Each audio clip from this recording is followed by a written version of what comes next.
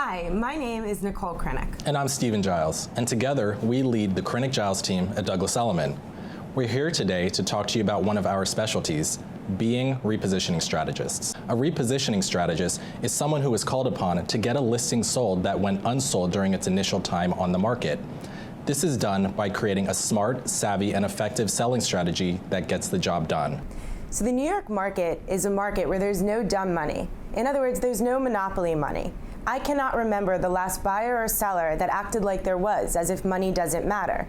In our humble opinions, brokers shouldn't do that either. We at the Krinick Giles team like to deal with the reality of the New York City market, in addition to the surrounding boroughs and any market for that matter. Numbers are very telling. Past sales are public record, and strategic pricing can literally be what makes or breaks a sale. Pricing is not rocket science. The numbers are there, and oftentimes people tend to ignore them.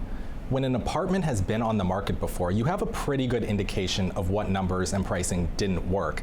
It's about doing your due diligence and providing sellers with real-time, fact-based information and telling them what they need to hear rather than what you think they may want to hear. Price your properties within the market, not above it or below it. So have you ever had the experience of walking into an apartment where it just feels delicious? You look at the couch and you just want to sit on it, pour yourself a cup of chamomile tea and grab your favorite novel? And then have you walked into other apartments where you'd rather almost stand for 3 hours than sit on that couch? The first type of apartment is the apartment that our buyer pulls us into the bathroom in and says, place an offer on this because it feels so good. The second type of apartment, not so much. We usually find ourselves chasing the buyer as they walk out the door early without even a chance to ask how it felt. Repositioning strategy number 2, interior design and image. Make sure experientially it's positive and something that you yourself would be inclined to bid on. iPhones are for selfies, not for professional listing photographs. Have you ever experienced photographs that just captivate you, where you can almost literally feel the sun beaming through the window or feel the crispness of the throw blanket? And then have you experienced those other listing photographs where you can almost feel and touch the cat hair coming right off the couch? Repositioning strategy number 3, professional listing photographs. It is imperative that the listing photographs you use accurately convey the space you're looking to sell. It is also imperative that they're high quality and captivating. Have you ever noticed the endless amount of options to choose from when creating marketing collateral? I mean, everything from spacing to color to font size to paper quality, you name it, a plethora of options. Why is that? That is because branding, marketing, and image is everything. So ask yourself, that $3 million European buyer picking that one investment apartment, or that law student who has saved every single dollar to buy their first studio in Manhattan, do you want to hand them a listing sheet that crumbles before it even gets into their hands? Or do you want to provide them with such enrolling, upscale, quality collateral that they go home, it can't stop looking at them, they can't stop looking at it, so much so that the only thing to do is call you and place a bid?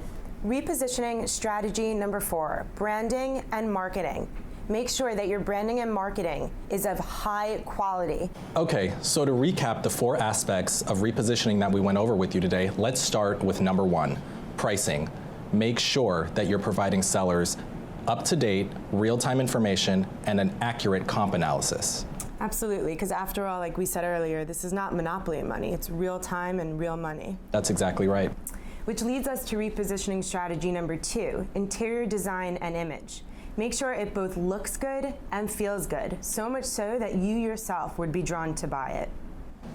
Repositioning strategy number 3, photographs. Remember, iPhones are for selfies, not for professional listing photographs. So make sure you're coming in with a professional photographer who accurately conveys the space.